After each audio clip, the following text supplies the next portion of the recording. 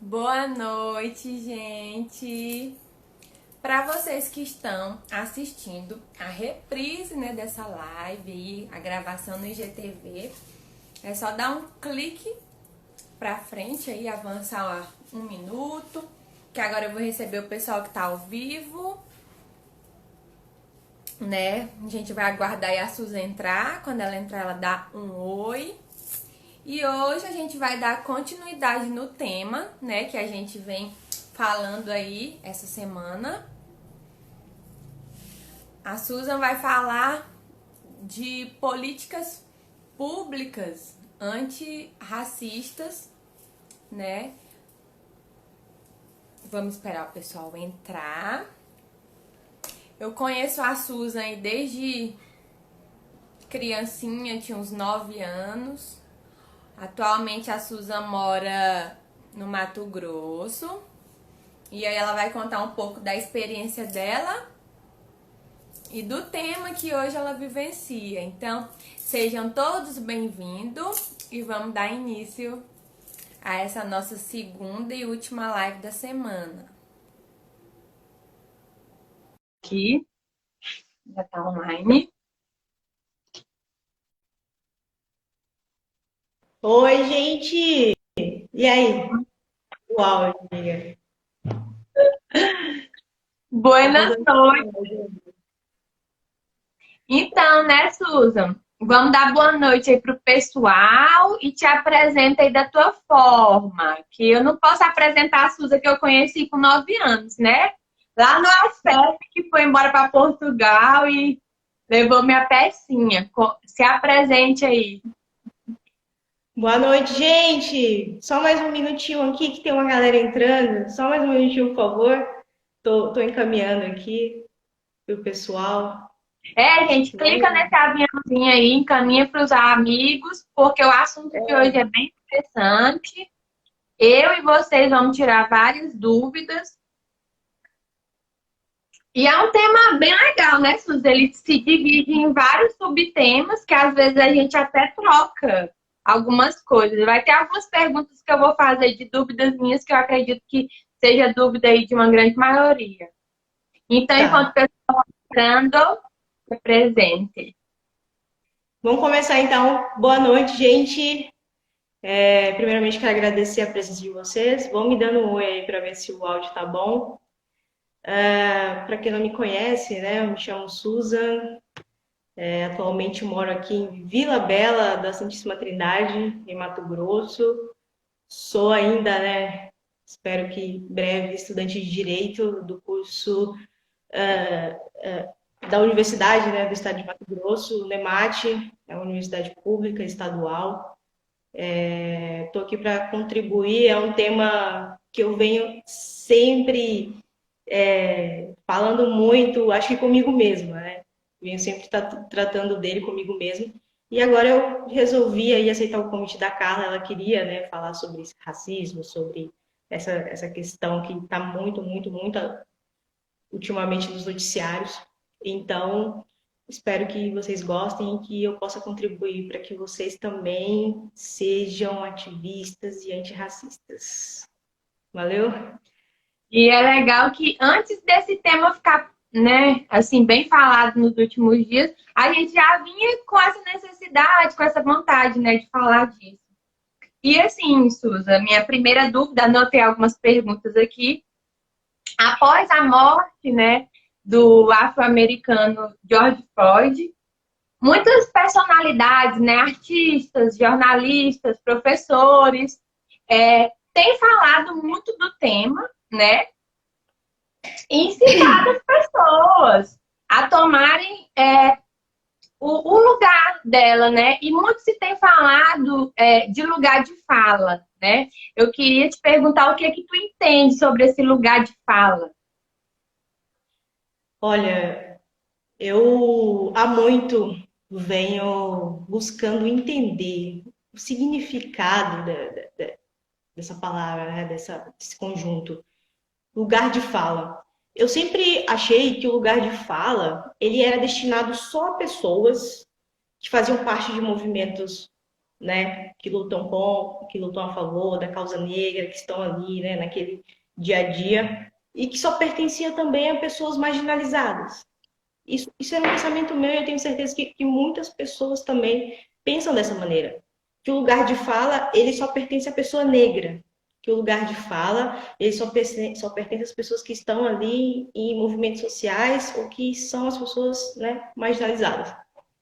E então comecei a ler, a buscar mais, fazer pesquisas, né, sobre o tema, a tentar entender do que realmente se tratava. E pelo que eu pude, né, assimilar através desse livro aqui, gente, que eu vou indicar para vocês, vou indicar desde agora. Esse livro aqui, da Djamila Ribeiro, tá? Essa mulher maravilhosa que vem na frente do feminismo negro e de tudo que vocês imaginam, essa mulher aqui ela é capaz de falar. Pequeno Manual Antirracista está em primeiro lugar dos mais vendidos do Brasil. Ele custa entre 19 a 20 reais, tá? Tem em todas as livrarias do Brasil, então vocês fiquem à vontade para adquirir. Vocês não vão se arrepender. E ela diz que o lugar de fala é o nosso locus social. É de onde nós estamos falando, né? Quem está falando não é o quem está falando, é de onde nós estamos falando. Eu falo enquanto negra, universitária, de um curso de direito que, pelo histórico, né, do nosso país, da nossa nação, é um curso majoritariamente formado por pessoas brancas, né? A inserção de pessoas negras dentro do curso de direito, ele ocorreu mais fortemente a partir das políticas públicas, né, que foram as cotas raciais. E aí a gente vai falar disso um pouquinho mais lá para frente. Então, eu busquei entender, busquei o meu lugar de fala dentro desse contexto, de ser negra, universitária, de estar buscando esse lugar de fala para poder também levar informação para as pessoas que estão à minha volta. Porque as pessoas, não somente brancas, mas às vezes muitas pessoas negras que não estão tão ligadas à causa, elas esperam que pessoas negras expliquem, né, o que é o racismo, o que é ser antirracista, porque elas entendem que essas pessoas entendem mais do que elas. Na verdade, não. Qualquer um pode conquistar esse lugar de fala. Não importa se você é branco, se você é índio, se você é negro, se você é pardo. O que importa é que você pode conquistar esse lugar através do conhecimento. Então, se você lê, se você pesquisa, se você está realmente a fim de entender esse movimento, essa causa e a fim de contribuir para a causa, você está conquistando seu lugar de fala. E é isso. O lugar de fala é uma conquista. É algo que você trabalha na sua mente, no seu tempo, através do conhecimento que você vai adquirir, né? Claro, lendo autores negros e é nessa linha de raciocínio, eu acredito. E também tem outra, né, bem pertinente, que é o pessoal debate muito sobre o racismo e sobre o racismo estrutural, né? Que a nossa amiga Clau, ela até conseguiu dar uma explicada legal na nossa live anterior, deu uma introduzida. E há uma diferença? Se há, como é que é? Eu entendo que o racismo ele pode ser compreendido de duas maneiras. A primeira maneira é o racismo pode ser entendido como um ato unilateral de um sujeito para o outro. Então, o racismo ele pode ser entendido como o que a gente tem lá no Código Penal, né? Uma injúria racial, né? Ou ele pode ser entendido de uma forma estrutural. E o racismo estrutural, ele está afincado na base da nossa sociedade. Muitas pessoas não se percebem, porque ele está no nosso dia a dia. Ele faz parte. Quando a gente nasceu, por exemplo, eu sou de 95, né? Quando eu nasci, o racismo já existia. O racismo estrutural ele está sempre aqui. Ele é o nosso dia a dia. Ele é o que nós pensamos da pessoa negra. Ele é a forma como nós vemos aquela pessoa negra. Um grande exemplo disso, eu não tenho vergonha de falar porque eu acho que eu cresci muito nesses últimos anos e tenho buscado também entender. Porque não é porque eu nasci negra que eu já nasci com esse lugar de fala e não é porque eu nasci negra que eu sei o que é o racismo. Porque, na verdade, grande parte das pessoas negras também são racistas. Porque elas vivem nessa estrutura né? Elas fazem parte desse racismo estrutural.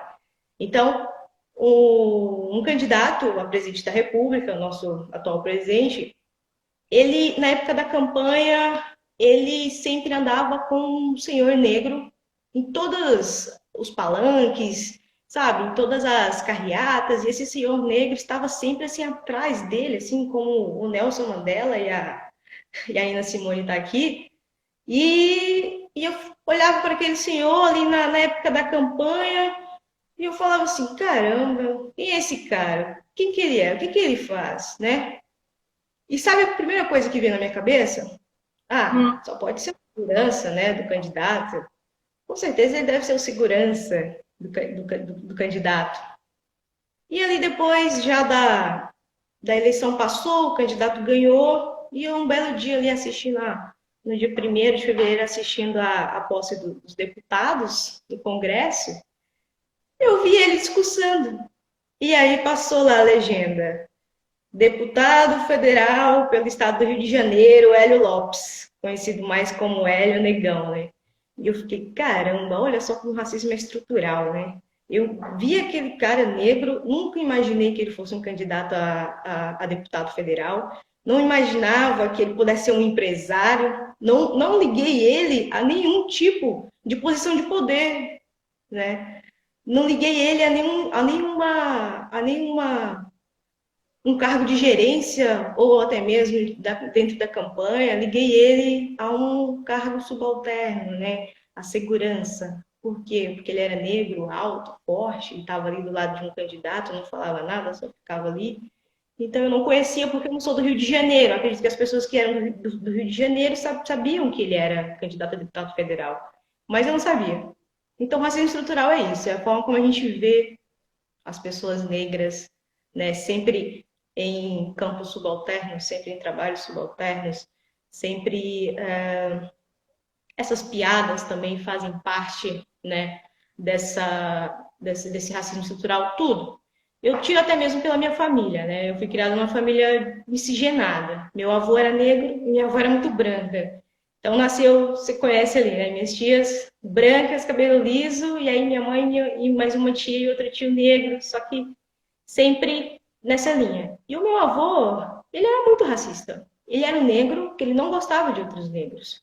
Mas ele era um negro que ele não gostava de outros negros porque ele não teve nenhuma referência de negros. Ele era um homem que sempre trabalhou na roça, né? Sempre viveu ali naquele ambiente mais rural. Então, ele não teve referências. As referências dele era a rádio e a TV. E aí, na época, né, 20, 30 anos atrás, a rádio e a TV não tinha negro, né, minha gente? Então, ele não teve referências. Ele era um racista, ele acreditava que aquilo era o certo, né?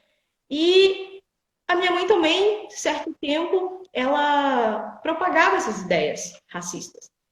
Ela dizia que não era racista, mas, por exemplo, falava coisas que são racistas, que hoje são comuns no debate antirracista, né? E que simplesmente eu acredito que ela também não teve. E ela realmente não teve, porque ela só fez até o ensino básico ali, né? Oitavo ano.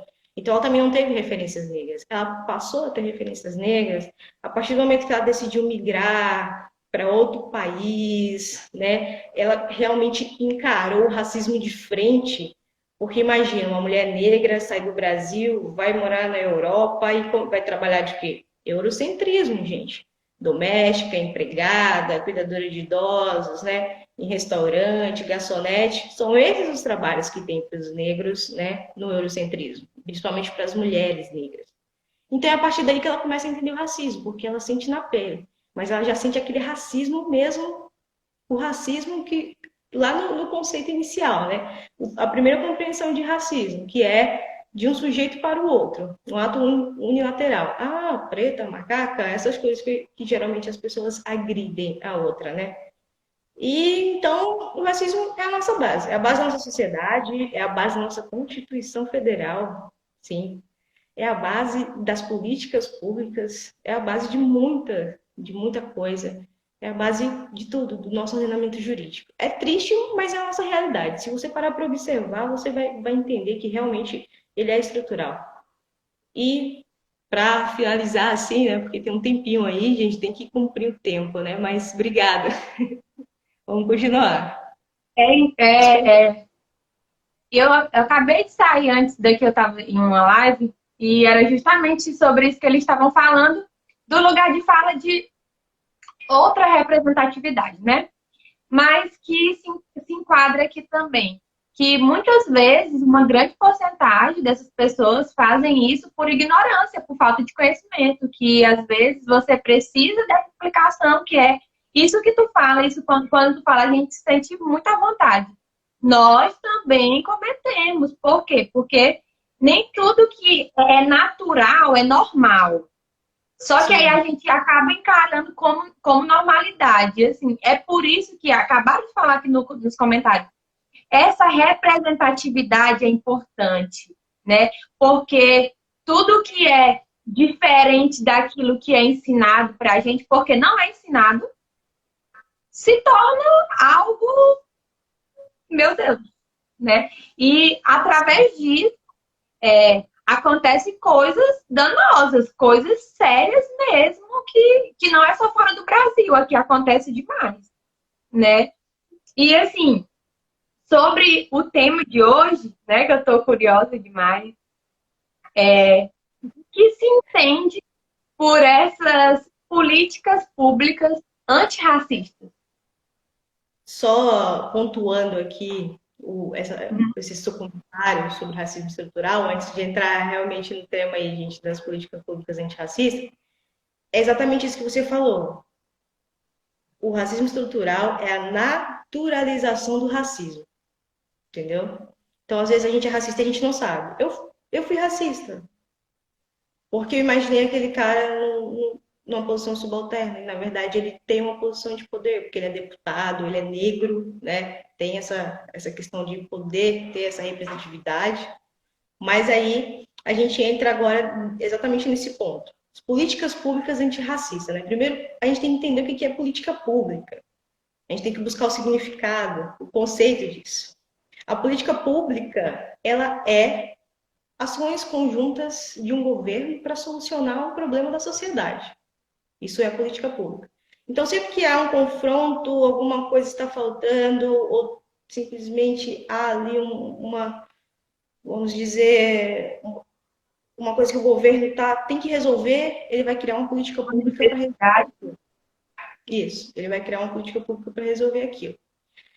E eu entendo que as políticas públicas antirracistas, elas são exatamente isso também. São políticas que têm que ser criadas, tá? Tem que ser criadas pelos nossos governantes, pelos nossos representantes, certo?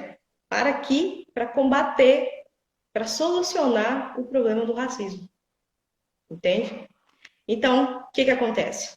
O governo, ele precisa criar políticas públicas antirracistas, a nível educacional, a nível cultural, a todos os níveis que você imagina, assim, a nível institucional, tá? Porque a professora Carmen Lúcia, naquele debate sobre igualdade, né, e sobre as ações afirmativas, que é uma política pública, né, de apoio e incentivo à população negra para que adentrem, né, dentro das instituições, das universidades, é uma política pública de cunho, a gente entende no direito, tá, gente? Quem leu os artigos aí, já vou indicar também, leiam os artigos do Joaquim Barbosa, ex-ministro do STF. Basicamente, a pós-graduação dele é toda baseada em ações afirmativas, né? Políticas de cotas raciais, né? Tem muitos nomes para se dar. Mas ele é um dos pioneiros nessa construção de políticas públicas e ações afirmativas no Brasil. Digo assim, enquanto, né, na parte do judiciário, enquanto uma coisa, algo mais voltado para o direito mesmo. E aí, ele, ali no início, quando eles estavam discutindo a questão da igualdade, porque muitas pessoas brancas estavam questionando o porquê de ter política de cota para negro, porque os negros são iguais a todas as pessoas, não podem ser tratadas de forma diferente, porque isso causa, né, um Estado é igualitário na Constituição, então isso causa ali uma desvantagem para as pessoas brancas, né? Porque eles não vão poder concorrer a 100% das vagas, vão recorrer tipo, só a 50% ou a 40% por causa das cotas. Então eles sentem aquilo que a Cláudia falou, aquilo que você falou, viu, Cláudia, na sua live. Eles sentem que a gente está tomando o lugar deles, porque a gente tem uma política de cota que nos assiste. Mas a política de cota não vai permitir que você entre de uma vez. Você tem que fazer uma prova, você tem que fazer um processo seletivo, você tem que provar a sua capacidade intelectual para poder aceder àquela vaga. Ela não é gratuita. Você tem que se qualificar para poder conseguir. Entende? Então, eles sempre acham que isso é um assalto, né? Assalto a um direito deles. E é um assalto ao direito de todos, que é a igualdade. Mas, na verdade, isso é um discurso muito, muito, muito fora de mão. E eu vou te dizer por quê. Na esfera do nosso ordenamento jurídico, essas ações elas começaram a ser discutidas no âmbito do direito internacional dos direitos humanos. Tá? Houveram outros países pioneiros. O Brasil foi um dos últimos a adotarem esse sistema de cotas. A gente entende que ele é de uma forma mais compensatória, porque ele deixa você entrar, ele coloca você naquele lugar, mas ele não impede que você sofra um ato racista. Não é porque você está na instituição ou você entrou por cotas que você não vai ser alvo de racismo. Pelo contrário, aí é que o racismo vem muito forte mesmo. Porque você encontra pessoas brancas que vão te olhar e falar, ó, olha lá o cotista. Entendeu? Tem toda essa questão. Então, quando a professora Carmen Lúcia vem e diz que essas políticas, elas não são uma política que despromove, né, a igualdade. As ações afirmativas, elas não despromovem a igualdade, né? É que, na verdade, elas são apenas para igualar, elas têm o sentido de igualar. Igualar o quê? Comunidades, pessoas, né, historicamente fragilizadas, que é o caso da população negra, né? Nós temos uma herança, a gente ajudou a construir esse país. Então, por que é que a gente não tem direito de se igualar às pessoas que estavam anos-luz à nossa frente? Quando a escravidão acabou, ninguém deu emprego para os negros. Os empregos eram os mesmos. Se você quiser trabalhar, você vai ganhar, mas você vai ganhar pouco, você não tem direito trabalhista, você está livre, mas você ainda depende, né, do senhorio para sobreviver. E aí tem toda essa construção histórica. Mas a política pública antirracista, para dar um exemplo claro aqui para vocês, nós temos a LDB, né? Que é a Lei de Diretrizes Básicas da Educação. Ela inseriu 2 artigos, eu estou até com os artigos aqui, gente, estou olhando aqui porque eu estou com eles aqui. Ela inseriu 2 artigos por meio da Lei 10.639 de 2003, vocês podem consultar. O artigo 26A, né, que fala sobre a inserção, né, do ensino da história africana e afro-brasileira dentro das escolas públicas e privadas. Ensino obrigatório, tá? Então, a partir dessa lei aqui, o ensino da história africana a história africana e afro-brasileira começa a ser obrigatório dentro das escolas. Mas isso foi a partir de 2003. Não faz tanto tempo assim. E aí tu tem o artigo 79A, que é o artigo que instituiu o dia, né, da consciência negra. Então, foi um avanço da política pública antirracista, porque eu entendo que a política pública antirracista ela começa realmente na educação. Foi um avanço. Mas é uma política que ela precisa ser trabalhada, ela precisa ser melhorada, ela precisa ser moldada, né, aprimorada. Hoje no Brasil, eu nem vou entrar na discussão aqui, gente, da representatividade, porque vocês sabem que o nosso Congresso, ele é 97% branco, né? Então, não tem como a gente falar de representatividade do povo negro a nível de políticas públicas. E aí é o conceito que eu falei para vocês no início. O que é uma política pública? Ações de governos que visam solucionar um problema da sociedade. a sociedade brasileira tem um problema gravíssimo que é o racismo. Ele precisa ser combatido, ele precisa ser combatido com políticas públicas antirracistas. Como é que a gente cria essas políticas públicas antirracistas? Através de leis municipais, federais, através do Congresso, das câmaras municipais. Mas quem são nossos representantes nesses espaços de poder? Quem são? São pessoas negras, pessoas que realmente estão ali para nos representar? Porque uma coisa que eu observei na atual gestão é que a gente tem sofrido acho que tem sofrido uma decadência assim na luta racial. Começando, vou citar aqui um exemplo, tá, gente? Começando, não sei se vocês conhecem um senhor chamado Sérgio Camargo. Sérgio Camargo, ele é presidente da Fundação Cultural Palmares, né? Fundação que cuida das populações quilombolas, né? E que deveria também, né, sempre estar ali moldando mais projetos voltados para o ensino, a cultura afro, etc. E aí, esse senhor, quando ele assumiu a fundação, ele pediu para que fossem retiradas duas personalidades lá, das 100 personalidades brasileiras, né, que eram referências, que são referências na luta contra o racismo. Uma delas é a deputada Benedita, que já foi até governadora do Rio de Janeiro. E a outra é a vereadora Marielle. Então, elas são duas personalidades negras, que tanto reconhecida pelos movimentos negros do Brasil, reconhecida por toda a comunidade negra, tipo, que realmente luta, ativista, né, escritores, tudo, como personalidades, referências na luta contra o racismo. E ele pediu que elas fossem tiradas, que a biografia delas fossem retiradas do site, tá, gente? Se vocês entrarem lá, não tem mais essa informação.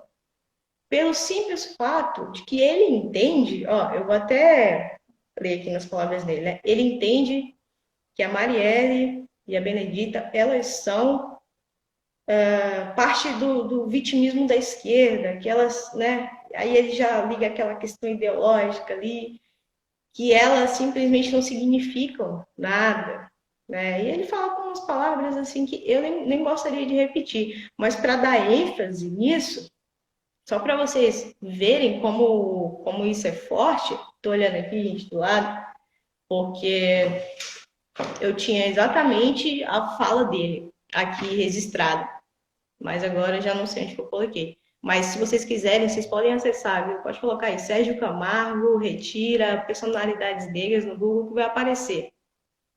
E é um absurdo, porque a gente está o tempo todo lutando para ter políticas públicas antirracistas, toda uma luta, né? Surgem pessoas tipo mulheres negras, feministas, eleitas.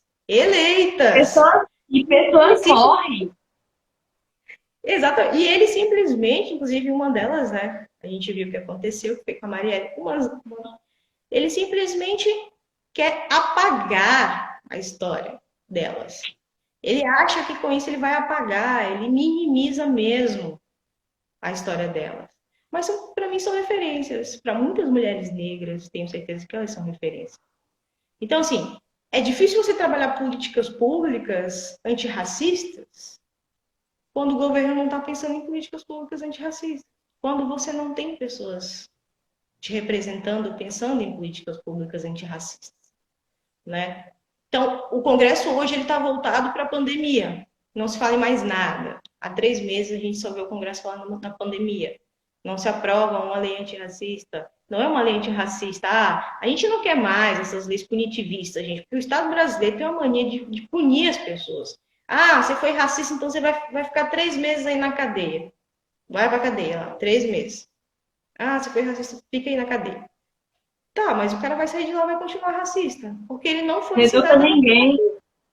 Ele não foi ensinado a não ser racista. Então ele sai de lá, só ocupou uma vaga ali que podia ser de alguém, e sai racista de novo, porque ninguém ensinou ele a ser antirracista. Então, a gente não quer política punitivista. Porque isso não adianta, não adianta. Nós queremos políticas públicas políticas públicas que realmente sejam antirracistas, né? E a gente quer que as pessoas brancas que apoiam o movimento negro, que elas venham para dentro do movimento negro e conquistem o lugar de fala delas. E lutem para que as políticas públicas possam ser efetivadas. Aliás, que lutem também para que as políticas públicas que ajudem na construção, na verdade, das políticas públicas. A gente quer que as pessoas brancas venham para dentro do movimento negro, ajudem na construção das políticas públicas e tomem um lugar de fala, mas o lugar de fala delas, de onde que elas estão falando, não importa, o que importa é que elas podem conquistar esse lugar de fala através do conhecimento de causa. Então, o lugar de fala, todo mundo pode conquistar. As políticas públicas, elas são construídas a partir disso, a partir desse entendimento, né? Como é que a gente vai pensar um Brasil antirracista sem políticas públicas? Não tem como. Não tem como. A gente tem uma política pública antirracista que está ali na NDB, ok, muito legal, já começamos na educação, mas precisa se aprimorar. E eu acho que o maior debate hoje no Brasil para combater o racismo tem que ser pautado em políticas públicas antirracistas. Tem que ser pautado nessas políticas. Não tem outro meio de se conseguir combater o racismo se não for através de políticas públicas antirracistas. Então, se as pessoas brancas querem ajudar na causa, venham para dentro do movimento. Busquem o seu lugar de fala, busquem o conhecimento, leiam autores negros, se interessem pelo tema. Se você é professor, tem professores aí, viu, gente? Quero mandar um abraço aí, professor Fernando Vec, professor Iro, minha coordenadora, lindíssima, maravilhosa.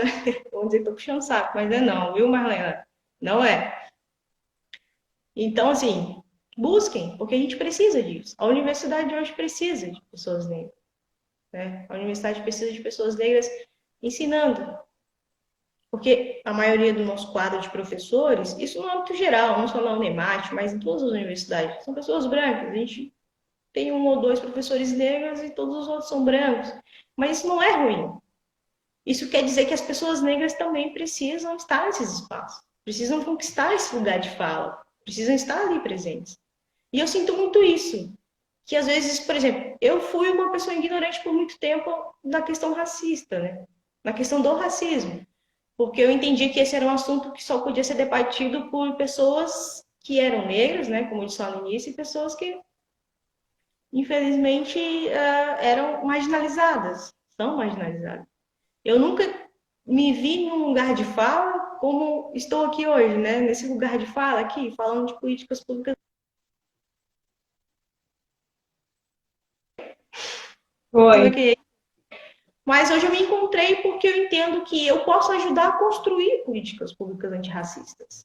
Então isso me move. Isso é o que tem sido meu gás, né, para continuar lendo. Estou lendo um livro agora, estava até comentando com a Júlia, abraço Júlia, ela está aqui do lado, gente, na outra sala.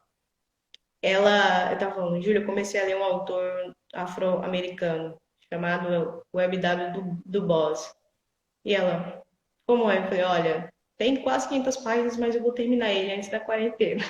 Porque eu quero realmente me aprofundar no assunto. Então, o lugar de fala é uma conquista. É uma conquista. Espero E que assim, você... isso que tu tá falando é interessante, essas referências que tu tá dando, porque assim, eu dando a minha aqui, que também aprendi o Pequeno Manual Antirracista e o documentário da Marielle. Sabe por quê? Tudo que a mídia propaga da Marielle é o que a maioria das pessoas acham que é. E quando você assiste aquele documentário, não, é uma série mesmo, acho que é uma série, né? Ou é um documentário? Isso é aquela... É uma série, é uma série. Você começa a entender e te dá uma vontade, assim, de ajudar mais. Porque, igual tu falou, como que é criada uma política pública quando ela tem uma necessidade? Se não estão sendo criados, é porque eles não estão vendo que tem essa necessidade. E como que a gente é representado por pessoas que não vê as necessidades que são reais. Então, por mais pessoas que ensinem, porque isso que tu tá fazendo é legal. Tu tá estudando e tu tá até se reconstruindo para poder ensinar os amigos, os filhos, os netos, os alunos. E é isso que necessita, né? Não é só a pessoa colocar uma foto, uma hashtag. Não, é ensinar, é educar. A grande porcentagem disso tudo que acontece é por pura ignorância, pura falta de conhecimento. E eu fico feliz por ver que tu está estudando biografias que irão te ajudar e te fazer ajudar os outros. E só vi o comentário da Clau aqui sobre o Sérgio Camargo ainda. Infelizmente, pessoas como o Sérgio Camargo e o Hélio Lopes, olha, gente, é difícil, porque duas pessoas Que era para negras falar. que deveriam, né, estar representando as pessoas negras. Mas não, eles acreditam que a igualdade, eles são contra cotas, são totalmente. Dizem que racismo não existe, que os movimentos sociais e a negritude é que gera esse racismo, que é uma coisa da esquerda, né? Então é difícil a gente construir políticas públicas com políticos que têm esse discurso de que racismo não existe. Como é que a gente vai pensar em política pública antirracista com políticos negros que acreditam que o racismo não existe? É complicado, gente. É aterrorizante, na verdade. Dá medo. É triste. Então, vamos passar. Inclusive, eu tenho uma ideia com isso que tu acabou de falar. Hoje em dia, contigo, comigo, quando eu vou falar algo a respeito de qualquer coisa sustentável, à esquerda, à direita, a isso, a aquilo. E tá aí um tema muito bom para a gente vir falar, né? Já que a cura de tudo é educação, da gente vir falar um pouco desses termos, sabe? Porque agora ninguém pode falar. Esses dias eu fui acusada que eu era de esquerda e eu. Entendeu? Ninguém pode mais. Então, eu convido as pessoas que estão assistindo a live para lerem, né? Isso aqui, gente, é os primeiros passos fora do ninho, viu? Primeiros passos fora do ninho. Para quem quer deixar de ser racista, para quem quer compreender realmente, isso aqui é o primeiro passo fora do ninho. Leiam, vocês não vão se arrepender. São 135 páginas. Você lê isso aqui numa tarde de domingo, ali, deitado na rede, tranquilo, no sofá de casa. É muito gratificante. E quero agradecer até a Nauara, né? Aquela que me presenteou aí no meu aniversário, presentão. Obrigada, Nauara, mudou minha vida. No mais, eu acredito que vocês que estão assistindo podem também fazer a diferença. Vocês precisam ser a diferença, né? Como eu disse, não é essa questão de dizer que todo mundo é igual, né? Mas se você é branco e deseja realmente contribuir com a causa, você é bem-vindo. Não se sinta distante, não sinta que você não possa conquistar um lugar de fala, porque você pode conquistar o seu lugar de fala. É só uma questão de você ter conhecimento da causa, do que se trata. O professor Silvio Almeida, gente, também é muito bom. Ele tem um racismo que fala. Desculpa, gente. Ele tem um livro que fala só sobre racismo estrutural. O título do livro é Racismo Estrutural. O racismo estrutural. Então, se vocês tiverem também interesse em saber como que é essa estrutura do racismo no nosso país, do mundo, de forma geral, leiam, acho muito interessante também. São referências que eu venho conquistando. Eu conheci essas pessoas há pouco tempo, assim. E Jamila já vem acompanhando o trabalho dela há uns 2, 3 anos. E o professor Silvio, ele é muito novo para mim. Eu comecei a ver trabalhos dele agora, né? Com o início da pandemia, tive mais tempo para ler material que não é tão da faculdade, né? Que geralmente a gente fica muito ali no código, letra de lei, e acaba esquecendo que também dentro do direito a gente pode contribuir muito para a causa negra. Eu espero poder continuar contribuindo. Essa é a proposta dessa live. É mais para fazer um parâmetro aqui do que a gente pode construir através das políticas públicas antirracistas, que é um país sem racismo, um país onde as pessoas realmente tenham conhecimento e onde a gente possa ser tratado, né, com igualdade. Igualdade de todas as formas. De cor, não, é econômica, né? Toda essa questão. Eu agradeço o convite, viu? Não sei como que tá o tempo aí. Não, se o Instagram não cortou com 30 minutos, estamos com sorte. Estamos com sorte. Gente, se E vocês tiverem assim, perguntas. Eu esqueci o que eu ia perguntar. Fala. Não, é que eu ia falar que se vocês tiverem perguntas, mandem aí que eu já respondo. Acho que Gente, se tá tiver bem bom. pergunta, já foi Pergunta, apoiado a próxima live aí, ó. Já tem um tema. E é isso daí, isso que tu falou, esse livro é o início de tudo e é legal todo mundo ler porque aí tem muita coisa que mostra que a gente é sem saber que é. Por quê? Porque é aquela situação da gente achar que tá tudo normal, tudo. Então é um bom início. O nome é muito certo, é o Pequeno Manual. É ali um livro que você lê em um dia, você consegue identificar, muda vidas mesmo. E é isso. gente, ó, eu agradeço a vocês, viu, Clau? Até hoje estou impactada com a sua live, viu? Vamos trabalhar aquela proposta lá da psicologia negra, viu? Gostei pra caramba. Temos Eu que também. focar nisso. Muito bacana. Das crianças, eu fiquei apaixonada também. E é isso. Mas o companheiro de vida, de luta, de tudo, esse menino aí é de ouro, viu, gente? Muito obrigada mesmo por acompanharem aqui. Espero que vocês tenham aprendido um pouco. Espero que vocês possam levar isso para a vida de vocês mesmo, dia a dia, sabe? Ter mais atenção ali ao redor, as pessoas que você convive, se elas estão sendo racistas ou não. Da última vez que eu fui no Pará, eu tive um embate com a minha tia porque ela falou uma frase racista, né? Era, na verdade, uma piada, tipo, daquelas. Ah, é serviço de preto, tá fazendo nas coxas, sabe? E ela também faz base, ela também faz parte, né, dessa, como eu posso dizer, como a gente estava dizendo, né, desse racismo estrutural. Ela foi criada num ambiente racista, então ela naturalizou isso. Para ela, isso não é racismo. Mas eu conversei com ela e, caramba, ela agora tá demais. Eu agradeço, viu, gente?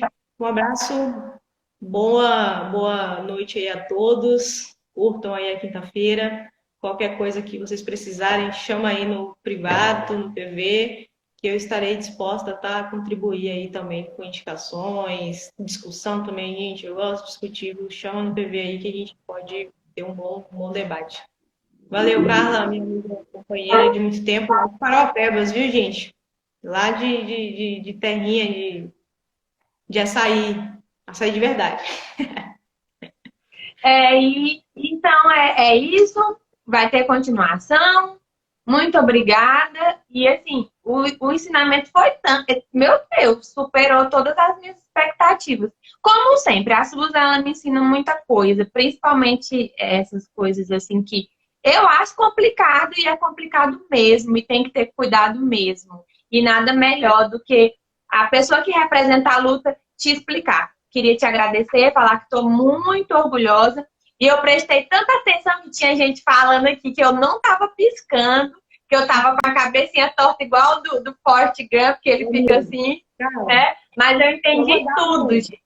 Aqui, ó. Só mandar um alô aqui para minha amiga Noêmia também, mulher negra, viu, gente? Conquistando cada vez mais espaço de poder na universidade, diretora administrativa agora, ó, sem, sem precedentes. Essa mulher aí também, vou falar para vocês, viu? É brilhante demais. Ela e Claudenilde, eu tiro o chapéu. Ei, E deixa eu passo. fazer um negócio aqui que eu nunca faço, que eu sempre esqueço. Eu vou tirar uma foto. Nossa, que toda vez eu esqueço. Vai. Já? Já? Peraí. Pronto. Então Valeu. é isso, gente. Boa noite, obrigada pela participação. Vai ter continuação e eu divulguei para vocês. Tô com saudade e obrigada aí por tudo. Valeu, gente. Abraço. Tchau, tchau. Tchau.